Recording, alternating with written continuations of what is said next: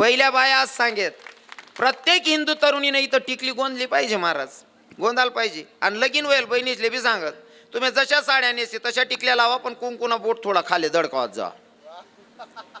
हो, थोडं कुंकू लाईलेत जा. का बरं लावलं पाहिजे? आपण हिंदू लोक शृंगार करतो योगेश बाबा, शृंगार का करावा त्याच्या मागचे कारण भरपूर आहे. नुसतं देखावा नाही, लोकांना देखायला पाहिजे त्यांसाठी नाही. प्रत्येक शृंगाराच्या मागे बाईचं जेल आहे ना, तर प्रत्येक शृंगाराच्या मागे काही ना काही कारण आहे. तुम्ही कंपडाला कुंकू लावलाच पाहिजे. पहिल्या बाया कुंकूला आहेत. टिकल्या लावू नका असं आपलं दुमत नाही, ते फॅशन वय झाले. टिकल्या बी लावा, पण टिकलीच ना सांगे खाले थोडा काया थोडा कुंकुना बोट लावत जा, कुंकुनी टिकली लावत जा. का बर? आता बऱ्याच बाईले जड जाई उन्हा माहितो आमनाकडे, आता आमना किडा पाडायला लागणार हो यांना, सत्यानाश हो यांना. कुंकू लावण्याच्या मागचं काय कारण होतं माया हो? पहिल्या बाया कुंकू लावत आणि त्यांनी लावाणी पद्धत बी गोलच होती. देखील ती माय बसले कुंकू लाईश नाही, नववार साडी मा एक माय आटेन देखी राहणार कुंकू कप्पा बेरी कुंकूशे. हा, कुंकू गोल का बरं लायत? प्रत्येक शृंगाराच्या मागचं कारण 2-5 मिनिटात सांगेल तुम्हाला, कामी येईल ते मुद्दानं मटेरियल सांगेल असू. ज्यांना नवीन 71 लेवल पाहिजे होता ते फुकट सांग राहणं ध्यान मा ठेवा. कुंकू कुंकू का लावला जातो? तो गोलच का लावला जातो? त्या कुंकूला थांबा नाही रास, गोल रास, बरोबर आहे ना? त्याचं कारण असं आहे, ते तुमचं सौभाग्याचं लेण आहे आणि माझ्या नवऱ्याच्या आयुष्याला कुठं थांबा नसावा म्हणून कुंकू गोल लावला जातो, म्हणून कुंकूचं बोट लावलं पाहिजे. हां, अजून अजून महिला माता शृंगार सांगस तुम्हाला, तुम्ही कानमा करम फुल घालतेस बहिणीस, रिंगा घालतात ना. विवाहित स्त्री जर का कानातले रिंग घालत असेल, त्या करम फुले घालत होईल, तोंगल घालत असेल, त्याच्या मागचं कारण सांगतो. साखरपुडामाच काय काय लोके पायातला चाड, कानातला लग्नामा, नाकमा नथ, बडा शृंगार लिहित येतच, बरोबर आहे ना? सासरकडनं लोके पहिले लिहित येत, आता बी लिहित राहणार बा, बेटी राहण्यात नाही म्हणून बडं करणं पड राहणार. तुम्ही कानात तोंगल घालतात, का घातला जातो कानातला तोंगल? ते तोंगल बाईला उपदेश करतात, ताई तुझं लग्न होतंय ना, तुझ्या सासऱ्याबद्दल, देरबद्दल, जेठबद्दल, सासूबद्दल, नवऱ्याबद्दल आजूबाजूच्या बायांनी जर तुझे काही कान भरवले तर कोणाचं ऐकू नको. डावा कानातला तोंगल सांगतो आणि उजवा कानातला तोंगल सांगतो. या कानाकान ऐकायचं आणि या कानाकान सोडायचं, हे तोंगल बाईला उपदेश करतात. हां, अजून सांगतो, तुम्ही नाकमा नथ घालतेस बहिणीस्वन, नथ का घातली जाते? नथ का घातली जाते त्याच्या मागचं कारण असं आहे. हेमंत बाबा, हसमुख भैया, मैं आप ही को सवाल करता हूँ, बाईचा राग कुठं असतो?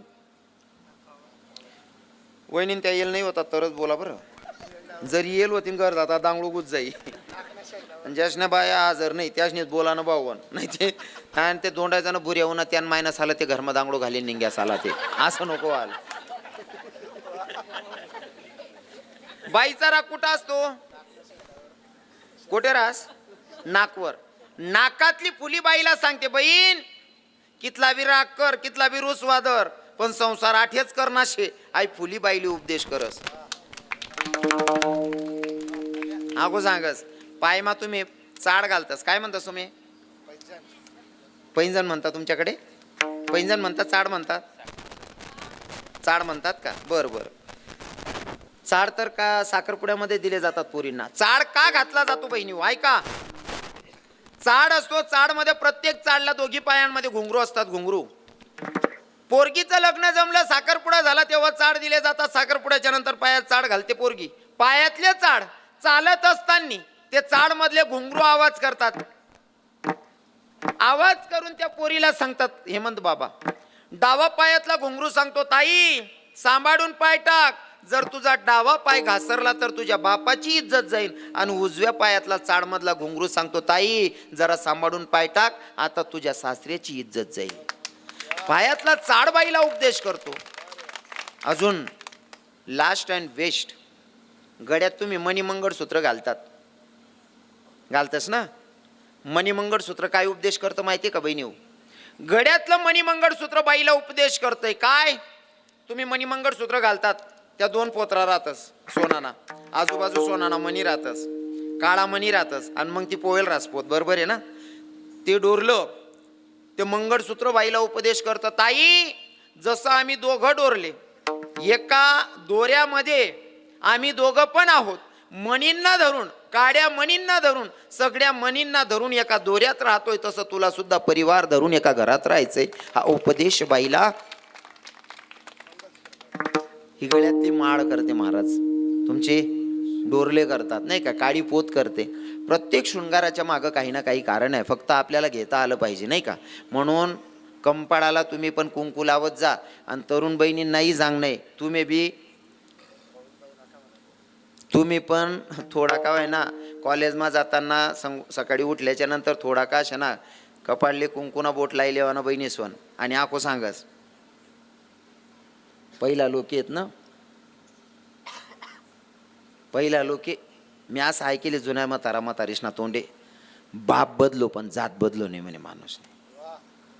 काय सांग, बाप बदलो पण जात बदलो नाही म्हणे, असा जुना लोके सांगेत. हा ते जात जाऊ द्या, लोके धर्म बदलायला लाग्या, तिथला नीच धंदा धरली ना.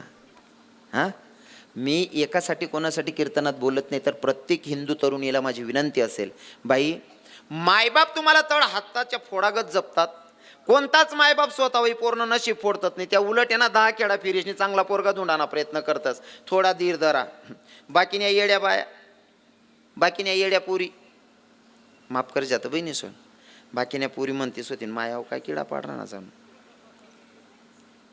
सर्व इस्टेट एककडे आणि मायबापनी इज्जत एककडे, जीवनना सर्व आनंद एककडे आणि मायबापना चेहऱ्यावरनं हास्य एककडे.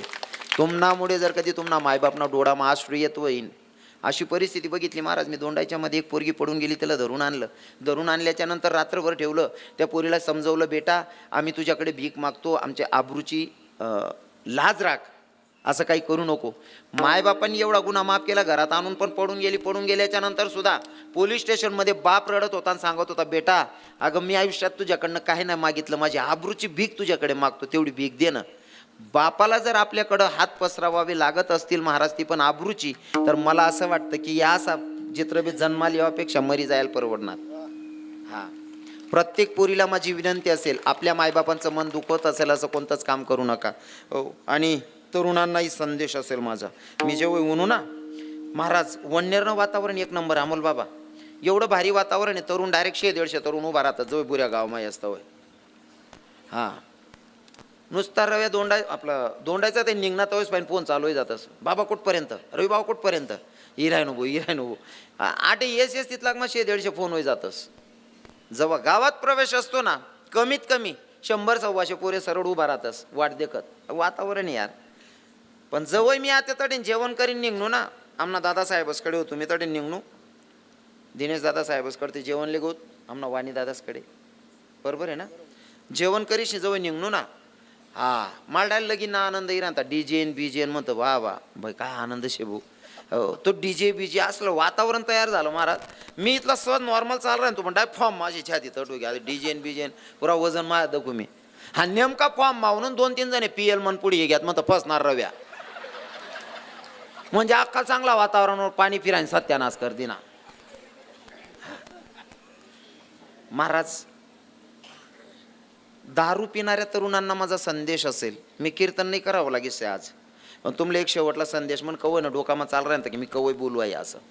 जेव्हा आलो ना मी, आमचे अमोल महाराज, हे सर्व कार्यकर्ते मंडळी, आमचे दिनेश दादासाहेब असतील, आमचे छोटे भैया असतील, या बडा लोकेसारखं आहेत, इकडे तिकडे सारखं आहेत, तरीसुद्धा मन पुढे येशनी त्या मन रक्षण करेत, जास्त सुधरीनी राहतं त्या आईले म्हणतं ज्यांना बरोसवर फार्म बरं आहे त्या तंगड्या तरी उपटी राहणार.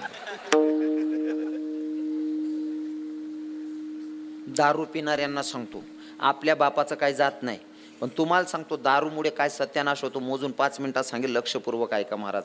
दारूमुळे किती लोकांचे संसार उद्ध्वस्त झाले महाराज, पूर्ण आयुष्याचं वाटोडं करून घेतलंय. आणि दारू जर सुरू होईन ना योगेश बाबा, कवच पाहिजे चालू होईन, सांगू का, पाय पडीन माफी मागस बरं का. मी लग्नांमध्ये बँड लावू नका, DJ लावू नका असं सांगत नाही, लावू नका असं आपलं दुमत नाही, पण जर जास्त पोरं बिघडली असतील तर फक्त हार्दीच्या बँडमुळे सत्यानाश झालाय महाराज. या हार्दिना बँडनी इथला सत्यानाश करेल आहे ना. 17, 17, 18, 18 वर्षाची पोरं दारू प्यायला लागली हो. 8वी 9वीचे पोरं दारू पित आहेत महाराज. शोकांतिका 17, 18 वर्षाचा पोरगा दारू पितोय महाराज, याच्यापेक्षा अजून मोठी शोकांतिका काय असेल. इथं बसलेल्या प्रत्येक बापाला माझी विनंती असेल, प्रत्येक मायला विनंती असेल आणि माझा प्रश्न असेल, कोणती मायलेन कोणता बापल्या असं वाटस म्हणा पोऱ्यान दारू पिवायला पाहिजे, वर बोट करा. कोणता बापले वाटस म्हण पोरगा बेवडा निघाल पाहिजे, वर बोट करी सांगा. कोणलेच वाटत नाही. तुमले माया सोन एखादी मायले वाटस का म्हण पोरगा दारुडा निघाल पाहिजे? नाही ना. एक बी मायले वाटत नाही, एक बी बापले वाटत नाही म्हण पोरगा दारू पिवायला पाहिजे, तो दारुडा निघाल पाहिजे. मग तुम ना पोरगाना किंवा तुम्ही पोरना लगीन ना टाइमले दुसरा ना पोरेले दारू पाजाडी नाचाड, तर तुमले लाजानी वाटते का थोड्याफार? हा, आपला बिघडाल नको आणि दुसराच ना दारू पाजीन नाचाडतं. अहो खरंच आबरूदार धंदा शे का? अरे आपणच आपलं वाटुडं करतोय, आपल्या पोरीचं पोराचं लग्न करतोय ना लक्षपूर्वक. आहे का? लग्न नुसतं लग्न नसतं, तो एक यज्ञ. आणि यज्ञामध्ये जर तुम्ही दारू पाजून नाचवत असताल, आई शपथ सांगतो आपल्या लेकरांचा संसार सुखाचा जात नाही महाराज. विठ्ठल विठ्ठल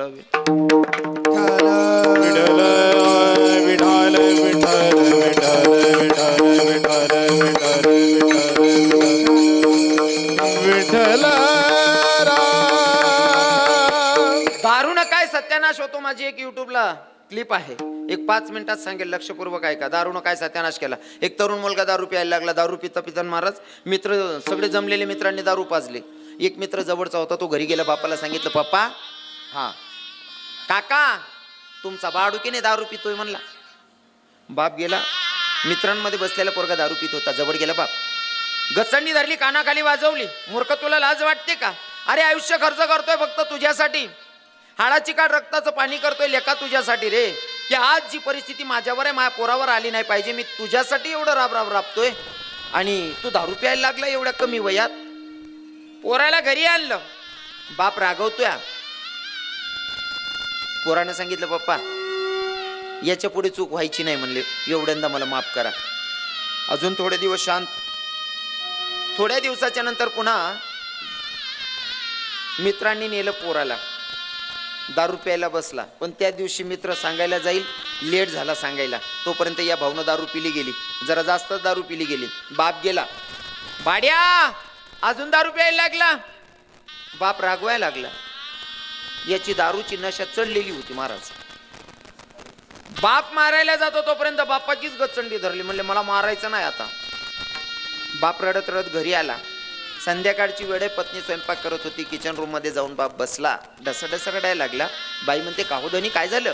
अगं ऐक ना, ज्या लेकरासाठी आपण राबतोय ना, जीव मारून संसार करतोय ना, त्या लेकराला मी दारू पिऊ नको हे सांगण्यासाठी एक चापट मारली, त्याने तर माझी गचंडी धरली. ग मी करतोय कोणासाठी? आज तर असा पश्चाताप होतोय की आजच्या नंतर मला जीवन नको वाटायला म्हणले. आता जगावं वाटत नाही, आत्महत्या करून मारावं वाटते. बाई जरा समजदार होती, म्हणले धनी लहान लेकरू जर मांदीवर शी करत असेल तर मांदी कापून फेकता येत नाही. पोरगा आहे ना, मग त्याच्यावर एवढा थोडी राग करायचा असतो. तुम्हाला वाटते ना तुमचा पोरगा दारू पितो, एक काम करा, काय त्याचं लग्न करून टाका. एखादी मुलगी आली का तो सुधरेल. सुंदर मुलगी बघितली, लग्न करून आणलं. 2-4-8 दिवसाच्या नंतर पोरीच्या लक्षात आलं की भाई माझ्या नशिबी जो मुलगा पडला आहे, माझा जो पती आहे तो दारुडा आहे. पण मुलगी थोडी समजदार होती, संस्कारी होती. विचार करते, बाई ग हा दारू पितोय, याला सोडून जर का मी माहेरी चालली गेली तर माझ्या काकाबाबांमध्ये माझ्या बापाची टिंगल होईल का? तुझ्या पोरीनं संसार नाही केला, तुझ्या घरी येऊन बसली. आई बाबांची इज्जत राखावी लागेल. भले दारुडा आहे ना, याचा संसार करेल आणि थोड्या दिवसाच्या नंतर याला सुधरवेल म्हणते. पर बाई संसारात एवढी वेडी झाली. एक मुलगा झाला, दुसरी मुलगी झाली, पण याचं दारू पिणं बंद होत नाही. मुलगा होता 8-9 वर्षाचा, 6-7 वर्षाची पोरगी. 6-7 वर्षाची पोरगी, 8-9 वर्षाचा मुलगा. एके दिवशी हा दारुडा बायकोला सांगायला लागला, मला दारू प्यायला 100 रुपये दे म्हणले. बाई म्हणते, धनी ऐका ना, अहो तुम्ही कामाला जात नाही, धंद्याला जात नाही, माझ्या मजुरीतल्या पैशातून दारू पिता, तुम्हाला लाज नाही का वाटत? म्हणले बस झालं, मला शहाणपणा शिकू नको म्हणले, दारू प्यायला 100 रुपये दे म्हणला. बाई म्हणते, आतापर्यंत सगळं तुमच्या मनासारखं ऐकलं, आता तुम्हाला दारू प्यायला पैसे भेटणार नाही, होईल तसं करून घ्या. अहो लेकराय तर म्हणले 2, एक मुलगा आहे, मुलगी आहे सोन्यासारखी. या पोरांच्या संसाराचं काय, या शिक्षणाचं काय, यांचं बघा ना.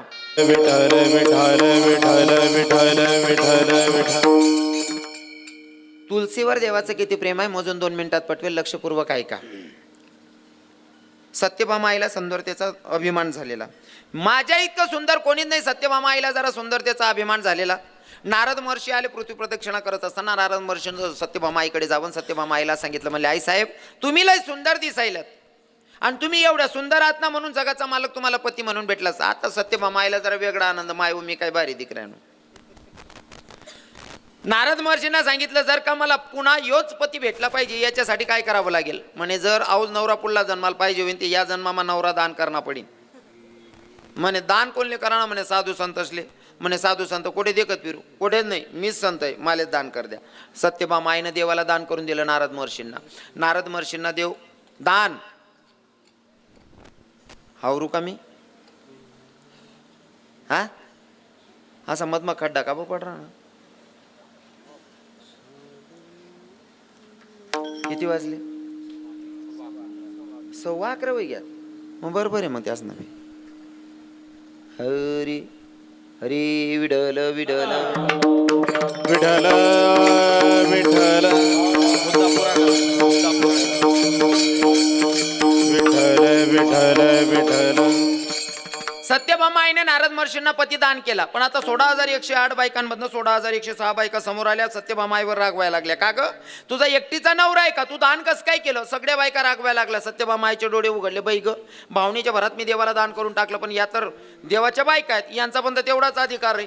आता भांडण होण्यापेक्षा नारद महर्षींना सांगितलं दिलेलं दान परत घ्यायचंय. देवा मला परत घ्यायचं आहे. मग परत घ्यायचं असेल ना, नारद महर्षी म्हणतात देव परत देईन, पण ज्याला दान केलेले त्याची इच्छा विचारा. म्हणजे माझी इच्छा काय ते एवढं मला दान द्या देवाच्या मोबदल्यामध्ये आणि देव परत घ्या. म्हणजे मागा ना महाराज काय मागायचं. नारद महर्षींनी सांगितलं देव तुम्हाला रिटर्न देतो, पण देवाच्या वजना इतकं मला सोनं पाहिजे. एक तराजुमा देवले बसाड 16,108 बायकांचं सोनं एककडे ठेव. 16,108 बायकांचं सोनं ठेवल्याच्या नंतर देव उचलला जात नाही. तुम्ही म्हणसान सोनं राहीन कितलं राहीन आपला माईक 2-4 तोडा थोडी राहीन. त्या देवना बायका होत्यात का बहिणीच देवण्या बायका तीच पण सोनं कमी राही का हा. अरे त्या बायका कोणाच्या आहे, द्वारकेच्या राजाच्या. दान करत असताना मित्राला दान करत असताना सोन्याची नगरी दान करतो, त्याच्या बायकांकडे सोनं कमी असन का. पण सगळ्या बायकांचं सोनं ठेवल्याच्या नंतर देव उचलला जात नाही. रुक्मिणी आईसाहेब तुलसीवनात बसले होते. एका दासीनं सांगितलं, म्हणले आईसाहेब अशी अशी घटना झालेली. आईसाहेबांनी तिथून तुलसी घेतली, तुलसीपत्र आणलं, सगळं सोनं बाजूला सारलं, देवाच्या बाजूमध्ये जे पगड होतं त्याच्यामध्ये तुलसी ठेवली. तुलसीपत्र ठेवलं, सगळं सोनं काढून घेतलं, फक्त तुलसीपत्र एककडे एककडे देव बसेल होता. 16,108 बायकांच्या सोन्यानं देव उचलला जात नाही, पण तुलसी पत्र फक्त एक पत्र ठेवल्याच्या नंतर माझा जगाचा मालक ब्रह्मांडाचा धनी उचलला गेला. इतकी प्रिय तुलसी आहे म्हणून गड्यामध्ये तुळशी माळ धारण करायची. आता सांगतो ऐका 2 मिनटं. गड्यामध्ये तुळशी माळ धारण करायची, त्याचा बेनिफिट काय या बसलेले श्रोतेगण तुमची लक्षात येऊन जाईल. गळामध्ये तुळशी माळ का बरं पाहिजे. उदाहरण म्हणून सांगच, ट्रक चाल राही ट्रक चालत असताना चढावचा भाग आहे. ट्रक ड्रायव्हर अर्जंट ब्रेक मारला तर मोसम तुटतो. पण समोर 2 प्रकारना कुत्रा जाऊ द्या, एक पट्टावाला आणि एक बिगर पट्टावाला.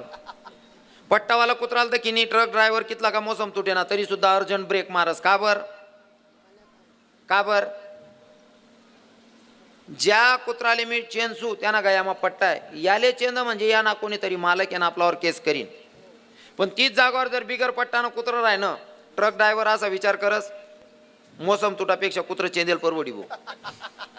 कोणतं कुत्रं पण बिगर पट्टानं. मग आता तुम्ही ठरावा पट्टावाला कुत्र बनाना का बिगर पट्टानं. बरोबर आहे ना बहिणीस्वर. 7 घरे मांजर फिरावस कसं धरस, असं पाठोर मारीन फिरस का बच्चा असले, मग दाताने धरते. पण मला असं सांगा, मांजरी पिलाले जन्माला घालेले आणि ते पिलू उचलताना एखादा पिलूले दात लागणार भो मांजर असं देखील का. बरं दात बी त्या आहेत, बच्चा बी उचली राहिनी. 3 बच्चा उचलताना दात त्याच आहेत पण लागू देस का, अजिबात नाही. आणि बच्चाल त्या घर सोडीन दुसरं लेवाले असं रस्ता जर उंदीर दिक ना ते उंदीरले कसं उचलत एरिया म्हणा सोनचिड भाऊ कथा पिरांतार बावड्या हा सांगस का ते हा उचल गोयानी दाब नाही या. मग मांजराची दातही तेच आहे, मांजरही ती आहे, पण उचलायची पद्धत तिच्या पिलांना कशी उचलते आणि उंदराला कशी उचलते तशी पद्धत आहे महाराज. देव सुद्धा उचलताना त्यांना लेकरेसले नेमन उचलस हा, आणि खाणार पिणार असले उंदीर मायक हा. म्हणून गड्यात माळ धारण करायची. हो गड्यात माळ धारण करायची. तो भक्त देवाला आवडतो. आवडे देवासी तो एका प्रकार नामाचा उच्चार रात्रंदिवस. तुळशी माळ गडा गोपीचंदन टिडा हृदयी कडवडा वैष्णवांचा साधकांचा प्रश्न आहे. नाथ बाबा एवढ्या नियमाचं पालन केल्याच्या नंतर भगवंत भेटेल का म्हणला नाही. मग पुढचा नियम काय? आषाढी कार्तिकी पंढरीची वारी, साधन निर्धारी आन नाही, तुळशी माळ गळा गोपी चंदन टिळा हृदयी कळवडा वैष्णवांचा. साधकांचा पुन्हा प्रश्न आहे, नाथ बाबा इतक्या सगळ्या नियमांचं पालन केलं, समजा एवढ्या सगळ्या नियमांचं पालन केलं, मग देव प्रसन्न होईल का? नाथ बाबा म्हणतात देव प्रसन्न होईल नाही.